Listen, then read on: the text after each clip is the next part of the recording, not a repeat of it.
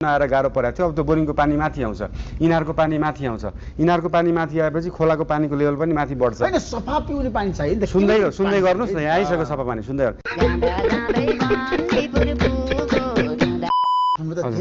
समस्याहरु छन्। ढलको समस्या छ। हजुर, ढलको समस्यामा यस्तो हो, ढलको सिवेरेज ट्रिटमेन्ट प्लान्ट हुन्छ जुन बौद्धमा पनि देख्न सकिन्छ हैन। यो चिजमा चाहिँ एकतिर गर्यो त्यसपछि मान्छेले ध्यान दिएन, अर्कोतिर गर्यो त्यसपछि ध्यान दिएन, मोनिटरिङ गरिएन। त्योहरूले कुनै ठाउँमा काम नगरेर यतिसम्म भएको छ कि ढलको पानी ल्याउने, त्यसलाई के गर्ने, अनि अर्को बोरिङ गरेर पानी झिकेर खोलामा हाल्ने पनि हुन्छ। यहाँ त्यो देख्नु पनि भएको छ होला, तपाईँ त्यो बेला जानु पनि भएको थियो होला, त्यो नेताहरू नहुने बेलामा हो। जानु पनि भएको थियो होला, त्यो नेताहरू नहुने बेलामा हो। खत्तम, बाय बाय, टाटा। अनुभवी व्यक्ति चाहियो। हजुर, सबै कुरा बुझेको व्यक्ति। मैले 7 प्रदेशमा काम गरेँ, 65 जिल्लामा पुगिसकेको छु। तपाईँ यहाँ काठमाडौँमा बस्नु भएको छ, तर तपाईँको धादिङको घरहरू बनाउनु त हामी गयौँ नि त। गाह्रो छ नि बोला जस्तो कुरा कहाँ हुन्छ र? गाह्रो छैन, गाह्रो छ भनेर बसियो भने त चुप लाएर सुतेर बसे भइगयो त। गाह्रो छ अब आज के उठ्नु, आज म दिनभरि सुतेर बस्छु भन्दा भइगयो। गाह्रो तपाईँ हैन शब्द प्रार्थ गर्नुहुन्छ नि तपाईँ। हजुर हजुर। तर त्यो ठाउँमा बसेर कुर्सीमा बसेर काम गर्न त गाह्रो छ नि। कुर्सीमा बसेर काम गर्न पनि गाह्रो छैन, चुनाव जित्न पनि गाह्रो छैन। गीत गाए जस्तो होइन, तर गीत गाउँदाखेरि मैले के को बारेमा गीत गाएको थिएँ भन्ने कुरा बुझ्नु पर्यो। जस्तै मलाई पोलिटिकल पार्टीहरूले भन्छन् हामी घर घरमा पुगिसकेका छौँ, हाम्रो घर घरमा हाम्रो क्यान्डिडेट छन्। मेरो पनि त घर घरमा मान्छेको कान कानमा गीत त 12 वर्षदेखि पुगिसकेको छ नि त। दिइसकेपछि तपाईको चुनाव जित्न धेरै गाह्रो छ। गाह्रो छ, असम्भव छैन नि त। गाह्रो छ भन्नुभयो, असम्भव छ भन्न सक्नुहुन्छ? तपाईले केपी शर्मा ओलीको किन आलोचना गर्नुभयो बताउनुस् त, जनता जान्न चाहन्छन्। मैले केपी शर्मा ओलीजीको धरहरा त उहाँले बनाएको हो नि, होइन? त्यो धरहरा होइन, त्यो धरहरा किन होइन? पछाडि जुन भत्कियो, जुन चाहिँ इँटा सुर्खी माटोले बनेको संरचना थियो, त्यो धरहरा हो। हाम्रो देशमा त भ्रष्टाचार नगरिकन छ नि, कामै नगर्ने मान्छेहरू छ नि त। सबैलाई पैसा चाहिएको छ, कमिसनको। त्यसको उदाहरण तपाईकै, त्यसको उदाहरण तपाईँ नै हुनुहुन्छ नि। तपाईहरुको गानामा जस्तो दोहोरी गीत, हजुर हजुर हजुर हजुर, हेबाट सुरु हुन्छ क्या। हे दोहोरी गीत हेबाट हुन्छ, भोजपुरी हे हुन्छ।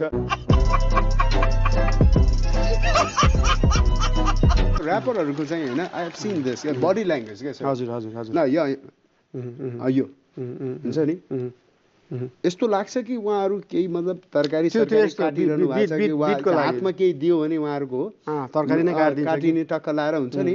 जस्तो मतलब लौका लामो राखेको छुरा दिनु, अनि 1 वर्ष पानी नि पुरै काटिने। ये के है? जस्तो पुरै सरको एउटा ऱ्याप कुनै गर्नुहोस् त सर प्लिज, कुनै सरको आफ्नै। कविता हुँ म आत्मा थप्ने तिमी भावना हुँ, रमिता हुन्थे दैरे और अभी तो रुको ल्याउने तिमी साधना ल एउटा लौका भ्याइ मल्टिटास्किङ। यो सोचेको थिइनँ। अबदेखि कहिले काहीँ यसो तरकारी काट्नु पर्यो भने तपाईँको चिज ट्राई गर्नु पर्यो।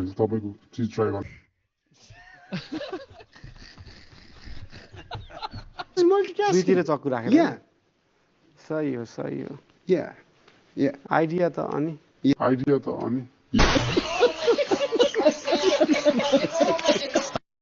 अब पछाडिको राइम अलिकति मिलाइदियो भने you can be a rapper जस्तो लाग्छ। अघि मैले गरेको थिएँ नि, त्यसमा हरेक अक्षरको मुनि राइम थियो नि, नोटिस गर्नुभयो?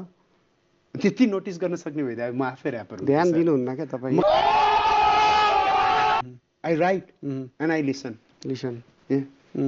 यो डायलग तपाईँले दोस्रो पटक हान्दै हुनुहुन्छ होइन? यो सर तपाईँको अर्को इन्टरभ्यूमा पनि सेम यही कुरा सुनेको थियो। यो चाहिँ गलत छ, यो एकदम गलत कुरा हान्नु। होइन सर, यो कस्तो भन्दाखेरि अब जस्तो मान्छे आउनुहुन्छ त्यस्तै अनुसारको डायलग रिपिट प्रविशाकोमा हो क्या? हो, सम्झे सेम कुरा रिपिट गर्न गलत छ। तर यो तपाईँ लेख्नु चाहिँ अब यु नो सर, तर एउटा कुरा हजुर, तपाईँले गेस्ट याद गर्नुभएको रहेछ। नाइस, राम्रै थिइन् नि त, याद गर्ने।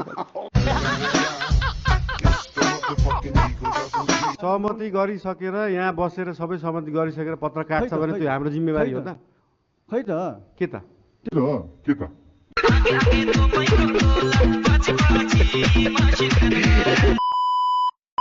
हो त्यही कर तिरेकै रकमबाट, जनताको करबाट उठेकै रकमबाट लोकल रक्सीको समेत ब्रान्डिङ गर्ने हो तपाईँ मेयर हुनुभयो भने?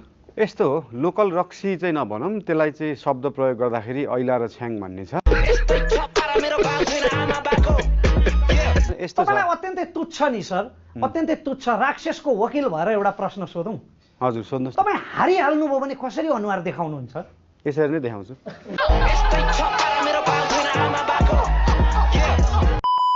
जुन प्रकारका बाचाहरू तपाईँले गर्नुभएको छ, जुन कन्फिडेन्स देखाउनु भएको छ नि, म जित्छु कन्फर्म हो 90,835 या भनेर, यो आत्मविश्वास चाहिँ कसरी पुष्टि गर्नुहुन्छ? यस्तो जस्तै काम गर्न गाह्रो हुन्छ भन्नुभयो नि, तपाईँलाई अहिले मैले हाम्रो प्लानिङमा अझ के छ भने त झन् अहिले यति सिम्पल कुरा त पत्याउन गाह्रो छ।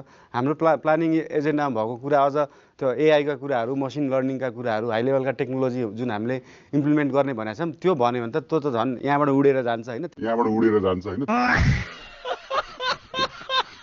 के चाहिँ सजिलो लाग्यो यहाँलाई? गीत गाउन सजिलो रहेछ कि यो चुनावको माहौलमा रङ्गिन सजिलो रहेछ? होइन, गीत गाउन पनि सजिलो काम चाहिँ होइन। गीत गाउन किनभने हाम्रो विधामा त अझ गीत आफै लेख्नुपर्छ, आफै कम्पोज गर्नुपर्छ, आफै गाउनुपर्छ, आफैले एक्टिङ गर्नुपर्छ, प्रायः डिरेक्सन पनि आफैले गर्नुपर्छ होइन। किनभने वर्षमा धेरैवटा गीत पनि बनाउन सकिन्न, अरू कसैले लेखिदिएर कम्पोज गरिदिएर ल्याएको भए चाहिँ जति पनि गीत गाउन सकिन्थ्यो होइन। हाम्रोमा चाहिँ पुरै प्याकेज आफै बनाउनु पर्ने भएर गीत पनि हाम्रो बनाउन एकदमै गाह्रो छ। त्यसमाथि लेखाइ पनि एकदमै धेरै लामो हुन्छ होइन। 16 बारको भर्सहरू 3वटा हुन्छ। त्यो हिसाबले गीत गाउन पनि एकदमै गाह्रो काम हो। मेरो इन्जिनियरिङ पनि गाह्रै काम हो होइन। अब यो पोलिटिकल जुन सिनारियो बनेको छ त्यो पनि गाह्रै काम हो। तर गाह्रो कामलाई चाहिँ गाह्रो रूपमा सोच्नु चाहिँ भएन। अब यो गाह्रो छ कि ओहो के गर्ने होला भनेर सोध्नु भन्दा पनि आफ्नो काम गर्ने हो नि त। हाम्रो इक्जाममा पनि साथीभाइ पढ्दाखेरि ओहो भोलिको इक्जाम त एकदमै गाह्रो छ, के गर्ने, त्यो सोचेर बस्नुभन्दा त बिहानदेखि बेलुका पढे भयो नि त।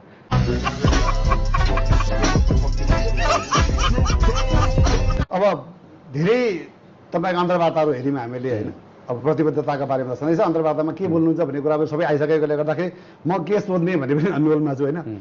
तथापि एउटा कुरा चाहिँ कहीँ कतै आएको छैन क्या, तपाईँको विवाहको बारेमा। तपाईँको हामीले परिचयमा उल्लेख गरिसक्यौँ, तपाईँ विवाहित हो।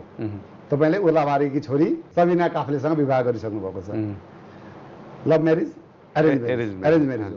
यो किन कुरा चाहिँ लुकाइएको हो कि तपाईँले भन्न नचाहेको? होइन, लुकाएको होइन, नसोधिएको चाहिँ हो। किनभने प्रायः चाहिँ अन्तर्वार्ताहरूमा मेरो विषयमा मात्रै कुरा गर्नुहुन्छ। सोद्धाखेरि जस्तै ऋषि धमलाजीले सोध्नु भएको थियो, कलकान्तिबाट पनि सोध्नु भएको थियो। सोधिएको खण्डमा भन्ने हो, नसोधिकन सुरुमा एकछिन पर्खिनुहोस् है, मेरो बुढीको बारेमा चाहिँ कुरा गरौँ भनेर गर्ने कुरा पनि भएन होइन।